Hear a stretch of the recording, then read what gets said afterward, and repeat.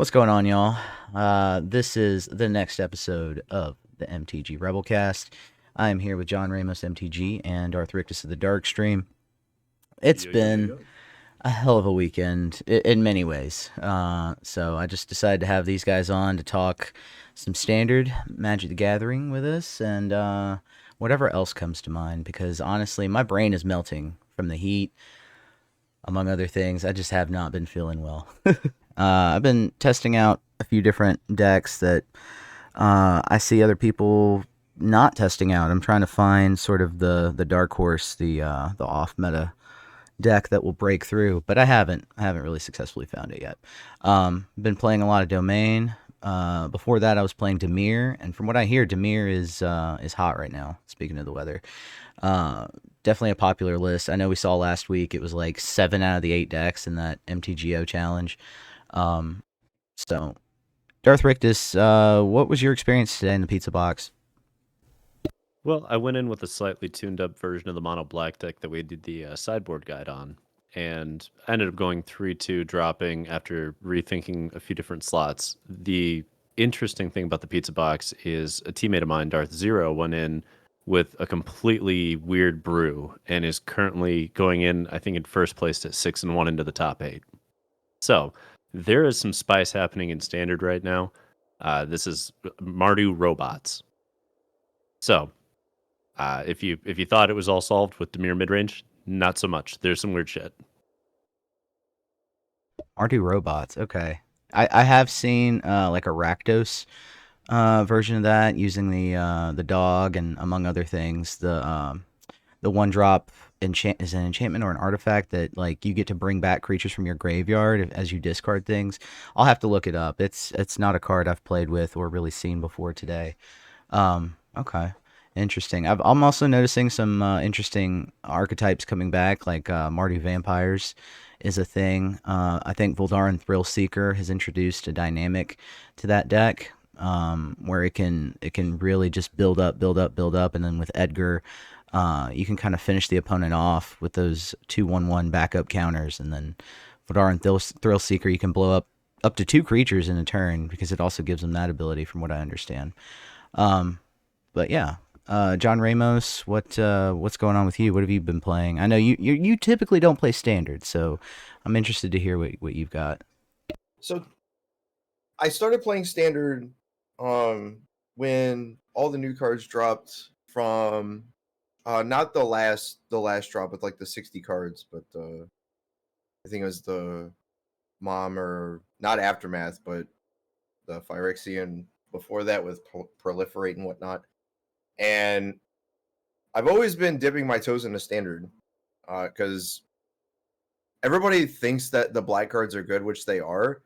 But what balances them out are the white cards and a bunch of kind of like the linear strats and whatnot.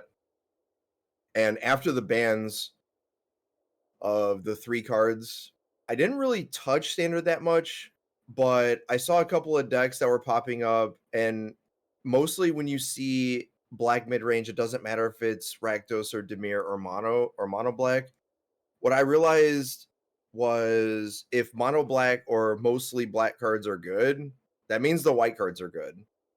So I've been playing a little bit, not a lot, but I've been playing a little bit with Selesnya enchantments, and um I don't really fear the black decks. So the only card that really is annoying to me is Fairy Mastermind, but they only draw 1 card off of it. So outside of one of my losses, albeit on the ladder, and I'm not in Mythic at the moment. I haven't really playing that much in the last like 30 to 45 days, but when I do play, I take notice of the stuff that I'm getting played against, and it's all black cards. Um, you can basically interact with Selesnya enchantment specifically every turn, and it doesn't matter. All that matters is are you interacting with me and pressuring me? And there are other decks that I've seen also that I haven't touched, but that were in a league that, as you've alluded to earlier, standard's not solved, and I don't think Demir midrange is the best deck. It's just by watching it play out, I just don't think it's the best deck. Uh, I don't know what it is. I don't know which deck is, but I'm pretty sure Dimir midrange is not it, based on just playing Selesnya enchantments. Okay. Thank you for the report. Darth Rictus the Dark Stream. Would you differ on that opinion? What was your experience lately? I mean, I'm today 3-0 on the ladder with mono black, modifying it slightly, so I'm in the top 1,000 of Mythic again. I'd say that it's still a very strong archetype. There's a lot of people that still build it incorrectly, in my opinion, but everybody's got their own vibe. This Mardu robots deck, though, it's fascinating. I think this actually might end up being a real contender. The fact that you get to play Mightstone, Weakstone, Cityscape Leveler in the main board, and that these are like turn 4 and turn 5 plays, that's pretty incredible. So I'm very intrigued to like tune up this list that Darth Zero has been brewing up, because it could be a game changer. I mean, we've been watching the Dimir decks come in and just take over for the last 2-3 weeks now. And I talked to Zero about it. He said he's XO against Dimir today and on testing. So we might have an actual game changer for the meta. Hell yes. Possibility we'll have that in the Brewers Corner upcoming week. It might just get elevated into tier 1 if he wins the whole pizza box with it, frankly. All right, we'll stay tuned on that one. And everybody at home should really stay tuned to our State of the Meta upcoming. I know some shifts are happening. I don't want to give too much of that away here, but I do want to comment on. Go ahead, John Ramos. I didn't know if we were coming back to it or not, but I got a couple of other off meta 5-0 lists from the league that I'm gonna submit to the Brewers Corner. One of them being a tokens and a long-standing list that is not. It's Rakdos artifacts that is not sacrifice oriented. So using like the Skitter Beam, that 9-drop. Yeah, Skitter Beam Battalion. And, yeah, Gorger and a bunch of the Power Stone cards. So standards open, man. That's what's getting me back into playing the format, because it's not just 3 decks. There's like 7. Yeah, more than that if you count all the ones that we keep track of. But yeah, definitely high number of variable builds and archetypes in addition to those builds. So I wanted to comment really briefly on Dimir. The one card that I kind of added to the list was the Sword of Once and Future. And God, it seems like no matter how many copies I add to the list, I don't ever really get to play the card enough. But when it does come out, I do wanna say when it does come out and you're running it with a suite of spells at the 2-drop slot and 1-drop slot that are very effective, such as Duress, being able to pick their hand apart, with Pilfer, and then of course Cut Down and Go for the Throat, just being able to pick off creatures over and over again is really satisfying. So I advise Sword of Once and Future. If no one has tried it yet, I definitely try it. Give it a go. Starting to see, Darth Rictus told me today, is starting to see some main board play in addition to being in sideboards, which is really interesting. That intrigues me. One thing I want to say also about 5-color domain in my experience this week is I think the deck is pretty much at its optimal build. I don't see it changing from the sort of Bant style that we're seeing. But Temporary Lockdown, definitely worth a look in the main board as a 3 of. If you're facing a lot of mono red, I'm seeing a lot of mono red. I'm seeing a lot of Selesnya enchantments, speaking of. And I've noticed also that mono red is, what is that card with transformation that has Ward and Prowess? I forget the name of it, but it's like an Amonkhet creature. That one that can flip and just gains like double prowess. It just like gains 2 every single time you cast a spell or an instant. So it can do the job. It can really do the job before decks like Domain can go off in the 7-drop. So yeah, that's another thing I'm noticing trending as well. Brewers Corner builds. John Ramos, I would really love for you to submit those. I want to take a look. I'm interested before Wilds of Eldraine to brew as much as possible. Actually in preparation for it. You never know. We might get something that helps out an oddball archetype here or there. Speaking of Wilds of Eldraine, MTG news, I hear there's leaks. be careful out there if you care about that sort of thing. We do have a spot where we've looked at leaks, so we're not going to give away any of that information here. But suffice it to say, we did. John Ramos, did you notice any trends? Like, are there any archetypes or colors that you see? What's your prediction for Wilds of Eldraine and how things will shift in Standard? Dual color. There's just more support for dual color, but it I can't really say much because the leaks are a lot and it gives away a lot. But you could tell by what has already been spoiled, like officially, that the how do I say this? The dual colors are still there, and I think there's going to be more support for the 3-color archetype. So if you think that there's going to be like, you don't really see Grixis too much, you don't see Bant, you don't see except for like Domain and stuff. I think you're going to see the propping up of 2 and 3-color decks that are not just Esper or blue black centric. You're going to see more. There's a couple of cards that have already been either spoiled or leaked that just give that away. I think there's a preview. I think the 15th of August is what starts the official previews, if I'm not mistaken. I know there's a stream that's supposed to go live on the 15th. I think that's supposed to kick off spoiler season because the set's going to be here like on the 8th of September. So like it's right around the corner. Jesus, it really did sneak up on me. God, I am gonna point out one thing. I notice, obviously, adventure cards are back. Yeah, that's not a surprise. But yeah, I'm noticing archetypes, color types that I won't say which ones, but that haven't been around in Standard for quite a while. So I'm interested to see what they do there in reviving some of the 3-color archetypes that I used to like to play. That's a hint if you know me. Darth Riches the Dark Stream. Is there anything you're excited about with Wilds of Eldraine coming up? Any predictions that you have for the set and how things are going to shift in Standard over the next month? Tokens is going to be a real deck. There's just enough support that I think there's going to be a very, very fucking strong tokens list that comes out. Tokens list 5-0 to League, which is one of the decks I'm submitting to you. Yeah, it gets at least 2, if not 3 other cards that support it coming out of the set, and all of them are going to be amazing. Which Okay. makes me happy because I love tokens. Is there any? I'm not gonna. Let me just ask a yes or no question. Does Monastery Mentor fit into any of these plans? I don't know, but only because of curve considerations. There will be at least 2 amazing 3-drops that we're going to be playing in those tokens lists, and Monastery Mentors would have to be the 3rd for the exact same mana cost. So I don't know if we can fit more than a couple copies at best. I see. That tells me a lot. Okay, thank you. Wow. So, I'm not a fan of that card in Standard.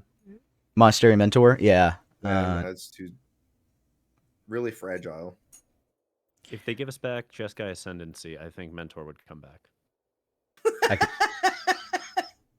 You don't see that happening. No. No, if they put Mentor, Stoke the Flames, and Jeskai Ascendancy back in Standard again, they know what'll happen. We already did it once. It was at a Pro Tour. There's a modern event going on right now. That's actually live. Reed Duke is promoting it. Interesting. I want to see more event coverage. Just more event coverage. More formats, more events, more days of the week, not just Saturday, Sunday. But doubtful because all the stuff happens on weekends, of course. How's the pizza box? What round are we in? Are we to the top 8 yet? We're starting the top 8 right now, I believe. What's the makeup of the top 8? Do you know? Let me go ahead and pull it together. Nice. Oh, nope. They still have 1 match that hasn't been reported from round 7. Oh my god. I mean, we know Marty Robots is going in as number 1. It looks like Selesnya Enchantments will come in as number 2. Okay. Let's see. Domain will come in as 3. And at least an Esper Legends build's going to come in the top 4 too. Interesting. What? Okay. I have been seeing that deck come back. I thought it kind of disappeared though because mono black tends to punish it. Am I correct in that assessment? Punishing which thing? Domain? Esper Legends. Oh God, yeah. I would love to get paired against Esper Legends every single game with Mono Black. But Mono Black fell off because Demir was smashing it. Apparently, I don't know. Yeah, I don't think it's actually that bad of a matchup, but people don't necessarily build Mono Black correctly, and Gix's command is not what you want to cast and to make disappear. So yeah. I think staying low to the ground. We've said this before. Staying low to the ground is a solution there. How do you feel about domain? I know I just said its build is what it is. It's going to be for a while, but are there any other builds of domain that you're seeing? Are there any hot cards that we should add to it, or do you think that's just going to be a tier 2? I think if you run hot with domain, it's tier 0, but you have to run hot with domain. And so if you're, Yeah, I don't know, if you're feeling lucky, punk, it's a great fucking deck. that makes sense. That really makes sense. What you got going on over there, John Ramos? I'm eating these big giant green seedless grapes, bro. Nice. I've been seeing there's like a dissension of sorry, I had like 3 of these 3 pieces of grape in my mouth. Anyway, so I've been seeing a dissension of what constitutes domain. So like there's the build that's running the stupid dinosaur, Yeah, um, Atali. which I think is just ridiculous at this point. But whatever, man, you do you, boo boo. And then there's the Archangel of Wrath, more Banty version, and Hmm. some of these decks are running the Kami War, and I don't know. I think this build has like more flexibility in what it does. Like they get to play Archangel of Wrath, they get to play this list that I picked up is also running the Kami War, and in the sideboard, which I think is ingenious, is you have a problem with control because Tyrannix Rex is just not the end all be all. Yeah, And what this person decided to do, and what the list is deciding to do, is they're running Crowhost Seed Shark in the sideboard because they're playing a lot of non-creature spells. So like the battles, the spells, the artifact, the enchantments, and they're only running 10 creatures. So I don't know if this is correct or not, but like their sideboard's like a lot of some counter spells, some duresses, some Chrome Host Seed Sharks, and some Rexes to be like, all right, I'm gonna control the game in the early game, in the mid game with Chrome Host Seed Shark, and then after you've blown all of your, all your stuff, well, now I have Rex.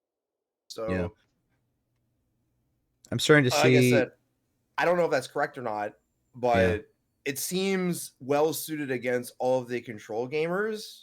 What I Hmm. don't know is how good it is against into the Demir mid range pile, because yeah, you got Sunfalls and you got all this stuff, but like you're still just a ramp deck that I don't want any of these cards against make disappear.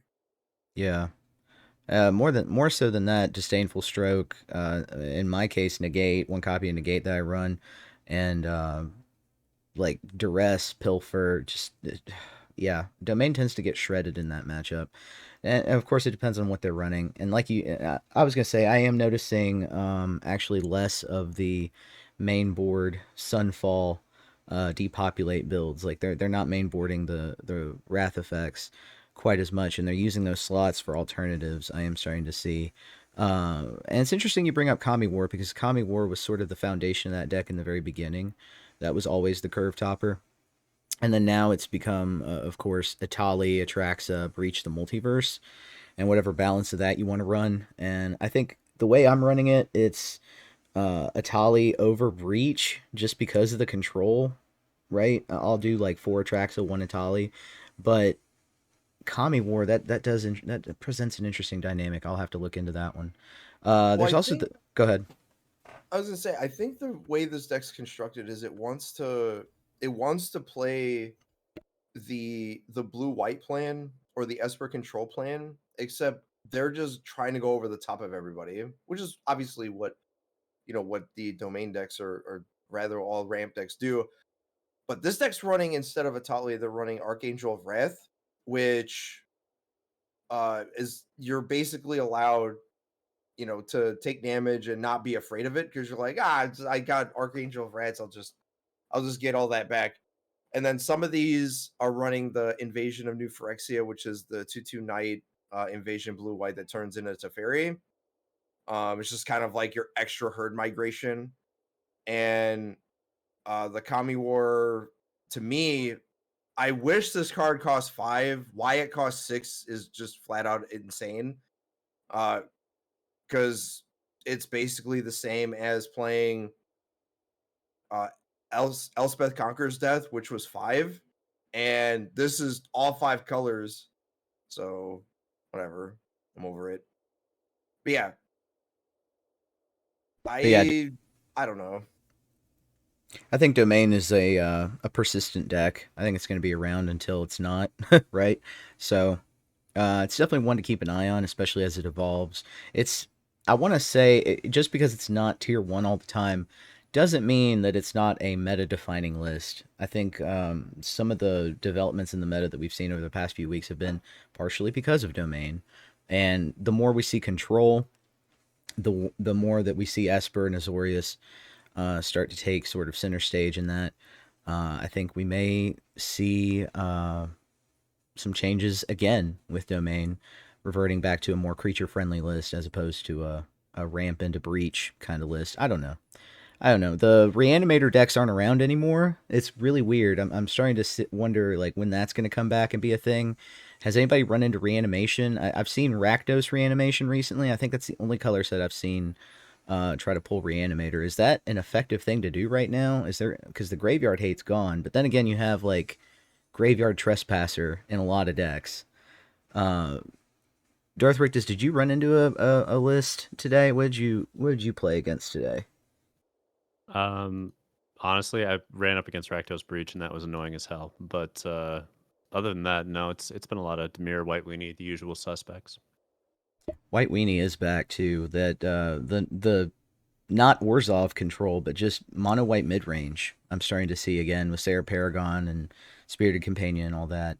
I've run into a lot of that on ladder. Any theories as to why? It does well against the mono black decks and the Demir decks. Mono white has a lot of grindability while it doesn't have to go too high up on the curve. If you curve out at around Sarah Paragon and you're just recasting anything they counter earlier on, you're getting a ton of card advantage, and it's difficult for them to surmount that. Also, Wedding Announcement's incredibly well positioned against decks running Lily and Kaito. That's what I wanted to say earlier when we were talking Domain. Is I've started to run 4 Wedding Announcements in Domain. Because that card is excellent against a lot of things out there right now. So yeah, okay, very cool. Well, go ahead, John. The technology now in mono white is Guardian of Garapir, which is a 3-drop 3/3 flyer angel. When it enters the battlefield, exile up to 1 target creature or artifact and then return it. Basically just having a flicker effect. So you didn't have this before, and it's kind of like another way to get a rebuy on Spirited Companion, but it also says artifact, and some of these decks are now running Prophetic Prism. They're not using anything out of the sideboard that get extra like different colors or whatever. Kind of like a sideboard juke of having like Prophetic Prisms and like adding, some slight splashes of black or blue or whatnot. But it's a 3-drop that also can get back with Sarah Paragon, so you basically get added draws because it flickers out. But you get a rebuy on Guardian, not like the stuff that you get to flicker back, like the 2-drops or whatever. So it's just kind of like it tops out at 4. They're not topping out at 6 or 7 or whatever like they were before. It's an actual creature deck that tops out at 4. Paragons, Archangel of Wrath, and Emperors. And that's your 4s. Everything else is 1, 2, or 3. Interestingly, this deck is not running This deck is not running Wedding Announcement, which I don't understand why. That is interesting. But yeah, I guess with a lot of recursion, you don't really need to top out at Eternal Wanderer anymore. You can just kind of keep your threats going, maintain your board state. Yeah, okay. Interesting. It's also why I haven't really seen Orzhov control that much lately. It's just been Esper midrange or Esper control, or Azorius. I've actually seen a lot of Azorius recently. All right. Well, anything interesting y'all want to bring up before we close on this very short episode? I think we're we're all kind of feeling the heat or something else. It's been a shitty weekend, but in spite of that, I'm coming back to Paper Magic. I've been developing Is It Phoenix and Gruul Boats. Gonna try to find a Pioneer event to get into and just see what I can do. I think it's healthy sometimes to touch paper.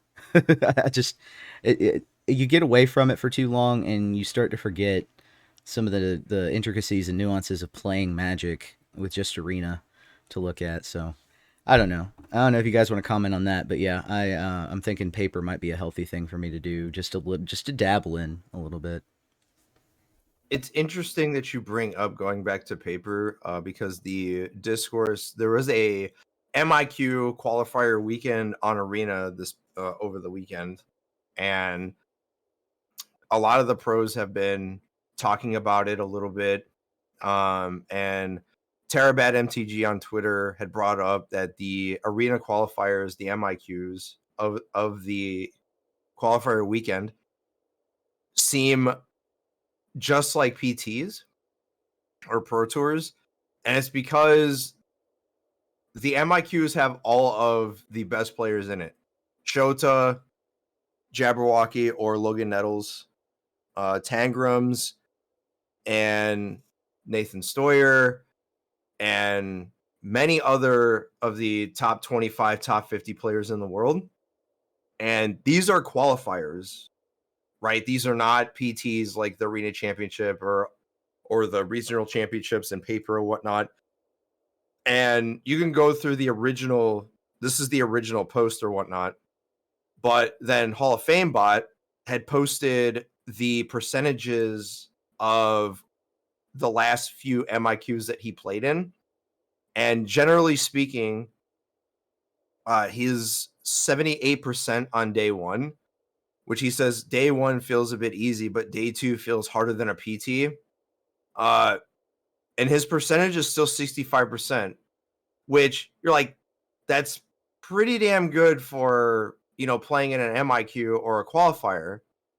The problem is not so much of the percentages or how many wins you have. It's the fact that the way the system is created, you basically have to go 14-1. Or if you go 14-2 over the 2 days, you hope that you don't lose 2 of your losses on day one, because if you do, you're out. So 13-3, which in a GP or any big PT is good enough to top 8. That's 75% win rate. Or no, I'm sorry. That's over 81%, 81.25% to be exact. And there are a few that went 7-1 Saturday and 6-2 on today. I only saw one person, or no, I saw 2 today that went 7-1 in both days to qualify for the Arena Championship, and that's it. The rest is either 6-2 or less, and the 6-2s, short of them not having enough 7-1s or that many wins, will get qualified based on what their percentages were. But essentially, if you go 13-3 on the 2-day Arena qualifier, you're not getting in. Wow. Which is an 81% win rate. You're not getting, just think about that for a second. Going a 13-3 in a qualifier, not a GP Grand Prix trial, not an RCQ at your local game store or anything. This is not even to the PT. The Arena Championship's the PT, right? And not to mention, like in the Twitter threads, they talk about this too, where you have to go, to get a free, just to get the queue in, for the P or for the MIQ is top 250 or better, right? Because top 1200 or less, you get 20 play points, and that's how much it is to get into just the playing qualifier, not even the MIQ, right? Excuse me. So, but to go 13-3 or less, 81% and you're not getting in is just absurd. Like, I think the system has to change. And the RCQ system so far, to get into the PT, you don't need a crazy win rate to get there. Oh, and by the way, they run like 10 to 50 times more RCQs in paper than the arena qualifiers, because the arena qualifier only happens once a month. And then it resets. Yeah. And you have to do it all again. And like I've already pointed out, in day twos, if you even get the chance to, you're basically playing against the top players in every round.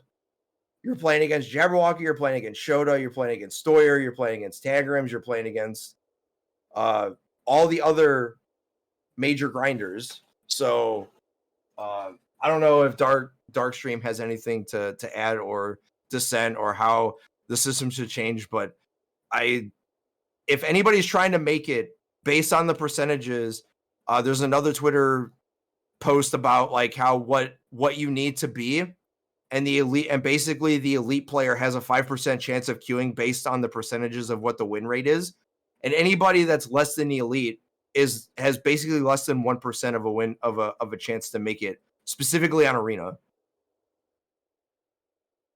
Thank you for that report. I didn't realize that the structure made it so difficult to qualify through arena. Do you think that's intentional? Do you think that was just so that the community doesn't lash out against arena over qualifying people? Maybe like this is a corrective, emphasizing paper magic. Darth Rictus, you're welcome to comment as well. Okay, I'll put it very simply. It is incredibly difficult to qualify through this digital medium that Wizards has pulled together. At the same time, I mean, I don't have a huge issue with that. I like the fact that there are very few slots. I love that you're playing against pros regularly. If you want to be the best, you got to beat the best. So I know it's insane. I know the win rate's not like it's not likely to happen continuously, but that's magic. You know, we play this game because we love it, not because we expect to constantly queue at everything. Thank you for the input. I think I'm going to speculate a little bit here that, yeah, perhaps this is kind of a corrective in anticipation that maybe arena players should have it a little harder. I don't know. Seems like it's a lot easier from descriptions I've heard over on MTGO to do things, to navigate tournament scene. I don't know. It's definitely something that in the next year we're going to be looking at and paying attention to, because, as you know, they have basically written a blank check of promising to develop Arena alongside paper a little bit better, a little bit more closely. We'll see how that actually pans out. But hey, I'm still going to be an Arena grinder for quite a while. It's just easier to access decks, access the cards I want to play. I can use it to simulate dozens and dozens of games in a day, whereas, playtesting, you have to find the right people, competent playtesters. You have to gather it. It's tough to do in paper. So, anyway, go ahead, John.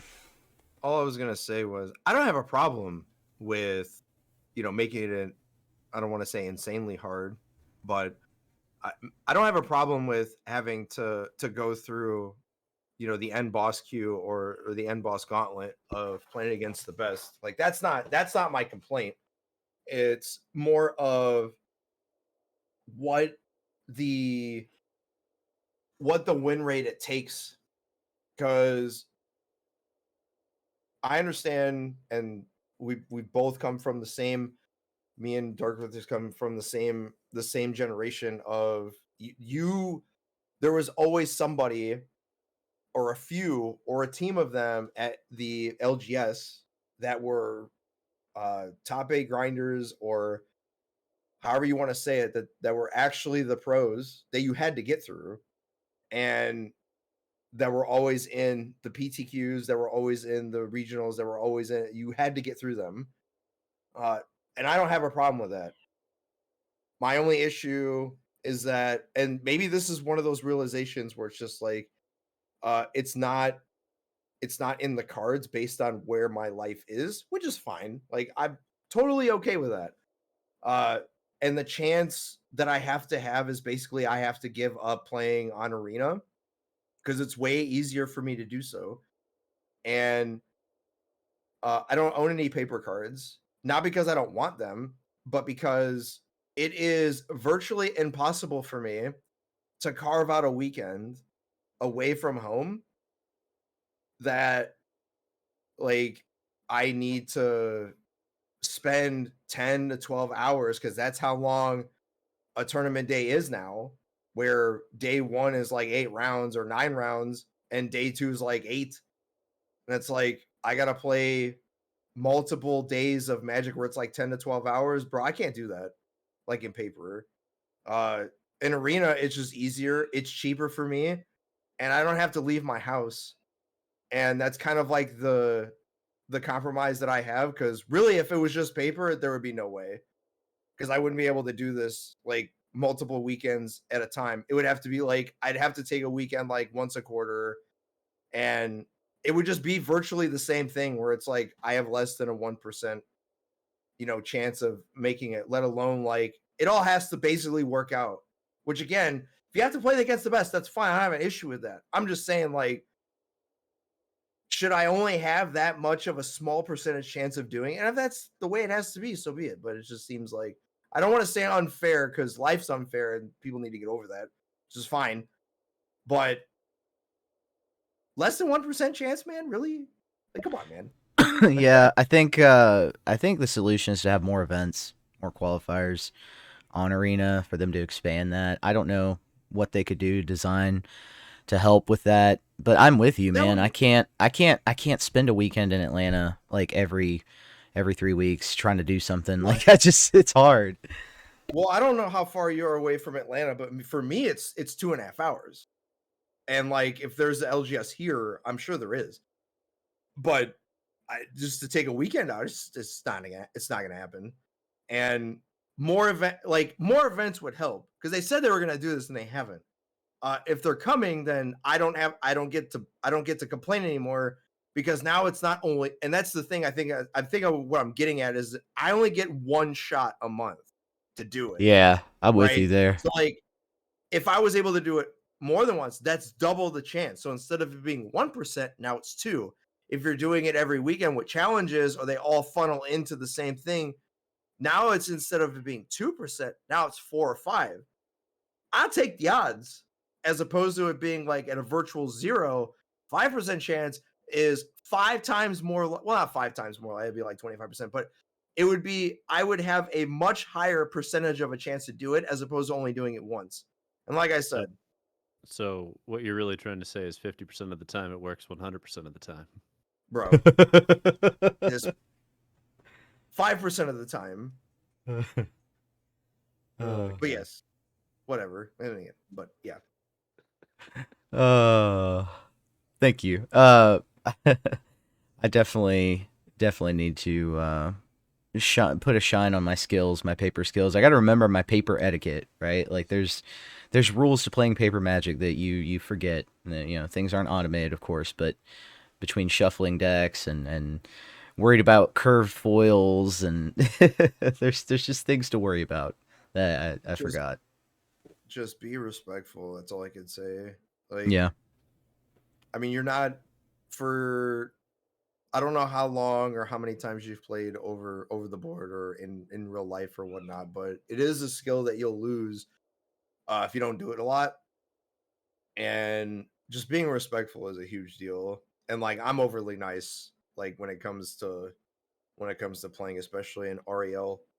Not Yeah. not so much like, REL like 16 or 32 or whatever it is for, like PTQs or whatever. Like, I'm sort of a stickler in it because it's like you're one step away from being a professional. And really, if you're trying to get there, you're already trying to mimic that, or be the part, as in as my profession, it's like be the part, know the part, and do the part.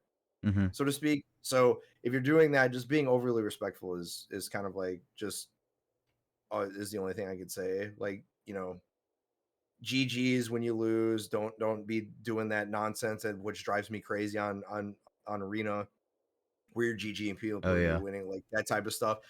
Always, I know we're doing fist pumps or elbow bumps or whatever, and not like handshakes or anymore, but like sportsmanship and spirit of the game and professionalism is like something that I take in high respect, and I take that stuff very seriously. So when I see people that are not doing it, especially when it comes to Magic and doing it for so long, sportsmanship is a huge deal that we kind of lost, so to speak. Uh-huh. So I Look, think just look 'em dead in the eye and riffle shuffle repeatedly until they break. Just get them, I do it all the time. Like people look at me, what the yeah, because I don't care about my cards, man. You just got to establish dominance in that first point of contact. From there on out, the match is already decided. Don't even worry about it. You got to bust out Especially the Samoan dance, the pre-game dance. Oh God, yes. The God damn it. What's the word for it? What's the word? It's like haka or something, right? Yeah, Haka. Fuck yeah. The MTG haka with fucking Dude. riffle shuffles and just staring at them. Yeah. Perfect. Oh my god. especially if you have old lands or old, Oh like man. old stuff, and you're just like, cause that's what I do. Cause when I buy my cards, I'm not thinking about reselling them. So I'm like the worst player ever Yeah. when it like the worst financial decisions type of stuff. So like when I'm playing, oh yeah, rifle pile, yeah, all day long, and they're like snapping my cards and making stress marks and stuff, and people are like cringing every time. I'm like, how do you do that? Gotta do Like, that the it's alpha cards, with man. the alpha lands, definitely. Oh, bro, Alpha Islands and swamps, yeah, all day. I remember sitting in an LGS and there was a legacy tournament going on, and somebody had brought their child to play with them. You know what I mean? And so the kid gets handed a deck, and it's one of his first tournaments. He doesn't really know the etiquette, so they're like, "Shuffle your opponent's deck." So he riffle shuffles a $10,000 Ugh. deck, and you can see like the dude on the other end is just cringing. He's like, "Oh, it's a kid though. It's a kid though. Don't be a dick." But like, oh god, that's so much. It was great. I laughed so hard. It was fantastic. Oh man. What did we learn? Well, this has been great. Like if we shuffled extremely poorly, we learned their entire deck list, and we Yeah. probably got a game loss. Yeah. More stories in the future. I want to bring that back as a segment, LGS stories. Just have like one every episode at least. Anyway, thank you guys for the awesome discussion on MTG Standard and radiating different themes tonight regarding the LGSs and whatnot, paper etiquette. I have to say, I have to double up on John Ramos's advice about being kind, because for practicality's sake, like it's just good practically because it makes people want to help you. So if you have to ask a question, get a judge, like, and you're a dick the whole time, like they're not going to want to help you. And they talk. People talk at LGSs. Like you get a reputation. Most of the people in the casual community really do care about the experience of having a good game of Magic with a person, having fun with the person across from them. It's not just them playing with themselves. It's there's a person across the table. And that's something very important to remember.